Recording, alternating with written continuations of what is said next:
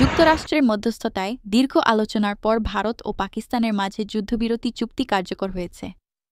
দীর্ঘ ৪৮ ঘণ্টা ধরে দুই দেশের প্রধানমন্ত্রীসহ ঊর্ধ্বতন কর্মকর্তাদের সঙ্গে মার্কিন পররাষ্ট্রমন্ত্রী মার্কো রুবিও ও ভাইস প্রেসিডেন্ট জেডি ভ্যান্সের প্রচেষ্টায় এই যুদ্ধবিরতির ঘোষণা দেন যুক্তরাষ্ট্রের প্রেসিডেন্ট ডোনাল্ড ট্রাম্প। তবে পরমাণু অস্ত্রধারী এই দুই দেশের যুদ্ধবিরতি নিয়ে সামনে এসেছে নতুন তথ্য।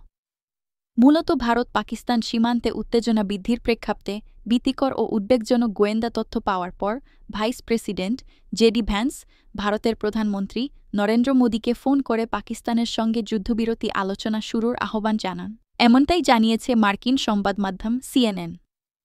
সিএনএন জানায়, মার্কিন প্রশাসনের একটি কেন্দ্রীয় দল ভাইস প্রেসিডেন্ট জেডি ভ্যান্স, পররাষ্ট্রমন্ত্রী ও অন্তর্বর্তীকালীন জাতীয় নিরাপত্তা উপদেষ্টা মার্কো রুবিও এবং হোয়াইট হাউসের চিফ অব স্টাফ সুজি ওয়াইলস ভারত ও পাকিস্তানের মধ্যে চলমান সংঘাত ঘনিষ্ঠভাবে পর্যবেক্ষণ করছিলেন। প্রতিবেশী ভারত ও পাকিস্তানের মধ্যে সংঘাতের মধ্যেই শুক্রবার সকালে যুক্তরাষ্ট্র এমন কিছু গোয়েন্দা তথ্য পায় যা পরিস্থিতিকে বিপজ্জনক বলে ইঙ্গিত দেয়।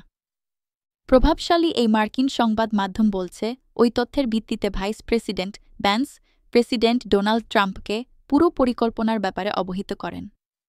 এরপর যুক্তরাষ্ট্রের স্থানীয় সময় শুক্রবার দুপুরে জেডি ভ্যান্স সরাসরি নরেন্দ্র মোদীকে ফোন করেন। মার্কিন এই ভাইস প্রেসিডেন্ট ভারতীয় প্রধানমন্ত্রীর কাছে স্পষ্ট করে বলেন, হোয়াইট হাউসের মতে এই সংঘাত আরও মারাত্মক রূপ নিতে পারে এবং সপ্তাহান্তে বড় ধরনের সংঘর্ষ হতে পারে। ভ্যান্স এ সময় মোদীকে উৎসাহ দেন যেন ভারত সরাসরি পাকিস্তানের সঙ্গে যোগাযোগ করে এবং উত্তেজনা কমানোর বিভিন্ন পথ বিবেচনা করে। ওই সময় যুক্তরাষ্ট্রের ধারণা ছিল দুই দেশের মধ্যে কোনো ধরনের কূটনৈতিক আলোচনা চলছে না। তাই তাদের মূল লক্ষ্য ছিল দুই পক্ষকে আবারও আলোচনায় ফিরিয়ে আনা। সূত্র জানায়, ভ্যান্স এ সময় মোদীকে এমন একটি শান্তিপূর্ণ বিকল্প পথের কথা জানান যেটি পাকিস্তান গ্রহণ করতে পারে বলে আমেরিকার ধারণা ছিল। প্রতিবেদনে বলা হয়েছে, ওই তথ্যের প্রকৃতি সম্পর্কে বিস্তারিত জানানো না হলেও তা এতটাই গুরুত্বপূর্ণ ছিল যে এই তিন শীর্ষ কর্মকর্তাকে বিষয়টিতে যুক্তরাষ্ট্রকে আরও সক্রিয় হবার প্রয়োজনীয়তা বোঝাতে সাহায্য করে। শান্তা ইসলাম, জাগো বাংলা নিউজ।